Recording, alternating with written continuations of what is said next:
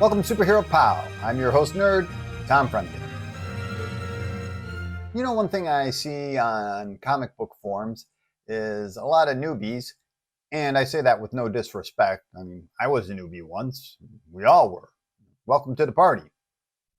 But newbies will often ask, where do I start? How do I start reading Batman and Spider-Man? This question is usually met with another question. Well, what do you like about said character? And based on that, people will try to help the newbie find some good books to read. But I'm inclined to think that the answer is actually more simple. As any non-newbie knows, comic books are insane and they are never ending. And so there is no starting point. Now, obviously, with something like Saga or Walking Dead, you can start with issue number 1. But with Spider-Man and Batman, let's face it, there is no starting point. Even less so with Batman than Spider-Man. I mean, at least with Spider-Man's first comic, Amazing Fantasy number 15, it was the character's origin and his first adventure. And from there, less or more, Stan and Steve told the formational stories of Peter Parker. A newbie superhero, going on his first date, getting his first job, etc., etc. Where Batman's first appearance, Detective Comics number 27, just jumps right into the action. He's already a seasoned crime fighter, and his origin doesn't even show up until 6 issues later. So where do you start with Batman? And even with Spider-Man, Stan and Steve's stories are so old, only real nerds want to read these antiquated stories. Yes, they got universal truths to them and all that jazz, but I'm not so sure a new reader wants to start reading a story with dialogue like, "That bookworm wouldn't know a cha-cha from a waltz." So I don't think reading a 60-year-old comic book is a good way to help a new reader get hooked on a character. But let's not forget the bigger picture. Many people have written Spider-Man, and most of them just don't seem to care what Stan and Steve did, as they've retconned and changed the story and characters and personalities over and over again. Going into the past to start reading a character is just going to set someone up for being just as depressed and upset as we all are over retcons and reboots. So, probably not a great idea. This, of course, was the great idea behind DC's New 52 plan.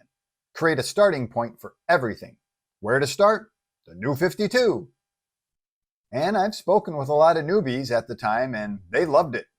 They could jump right in. They didn't miss a thing. Unfortunately, DC had no real plan, and they were making it up as they went along, and everything kind of wasn't starting in the New 52, and everything just imploded.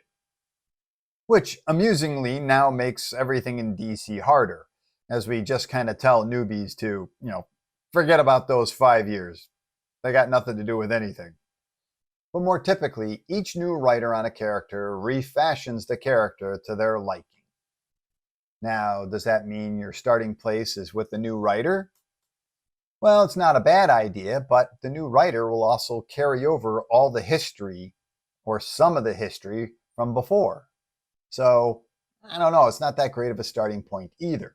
It's not bad, but I don't think it's ideal. So again, there really isn't a starting place. But I feel for you noobs. Even as a seasoned reader myself, sometimes when I walk into my local comic book shop and I look at the wall of new comics, my God, it's like a Jackson Pollock painting. Just glancing over it, I can't make heads or tails of it. It's just a massive mess. Now, my main comic shop might be a little different. They lay out all the comics alphabetically, not by publishers. And they leave old issues, even up to a year old, on the wall right next to all the brand new stuff. They mark the brand new stuff, of course. They do this to encourage people to buy issues they may have missed. They also do this because storylines are so long. If you're grabbing chapter 3, chapter 1 and 2 are probably behind that issue, and they'll be easy for you to find. So there is a good logic to it. But then, of course, the publishers are not helping either with who knows how many titles of Superman, X-Men, or Batman. You want to buy the new Batman comic book? Well, take your pick. We got Batman and Scooby-Doo, Batman and Joker, Batman Incorporated, Batman and Superman World's Finest, Batman Adventures, Batman Audio Adventures, Batman the Brave and the Bold, Batman White Knight, and of course there's Batman and Detective Comics. Now, of course, Batman is the worst case scenario, but still. So where do you start?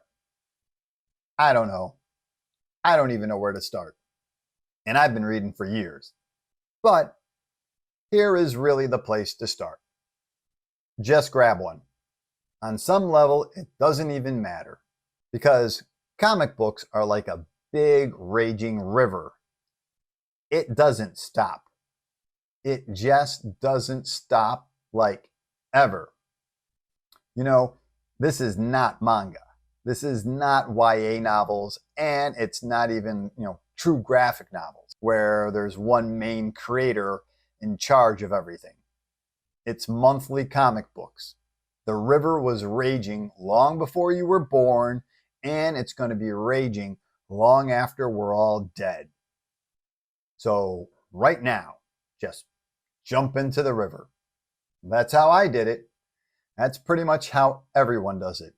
You just got to jump in. Now, of course, when I jumped in, it was a bit easier.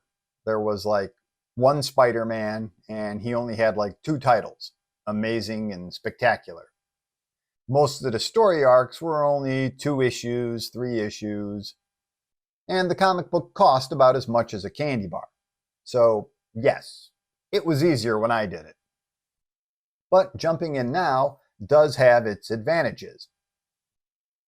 For one thing, you have the internet to answer any question you may have about the book you just bought. I remember reading my first comic book with the Justice Society. I was like, who are these people? I want to know everything about them. And it took me years to learn everything about them, where you can learn everything about the Justice Society by the end of the day. And you can buy trade back books of every great and, not so great story ever published. Again, it took me years to find and afford back issues of the Justice Society. And you can do it all with a mere Amazon click. Though, please support your local stores. It's very tough running a comic book store, and for reasons I cannot fathom, publishers seem to have no interest in supporting them. So it's all on us to take care of our stores. But back to my point. Now is the best time to start reading comics. Just jump into it. Have fun, and when you're comfortable, then you can start seeking out the greatest hits of the character. But for now, I say, just get used to that raging river. Even if you start with bad comics, you're still going to have fun, and there's no place to go but up. And when the stories and the art are good, you're going to be making memories that will last a lifetime. Trust me. So where do you start? Right here. You don't need no stinking water wings. You don't need no stinking training wheels. Go have fun and let me know how it turns out. And thanks so much for spending time with me. And if you can be so kind to like, subscribe, and notify, I'll give you more good advice next time because, all my advice is good. Look it.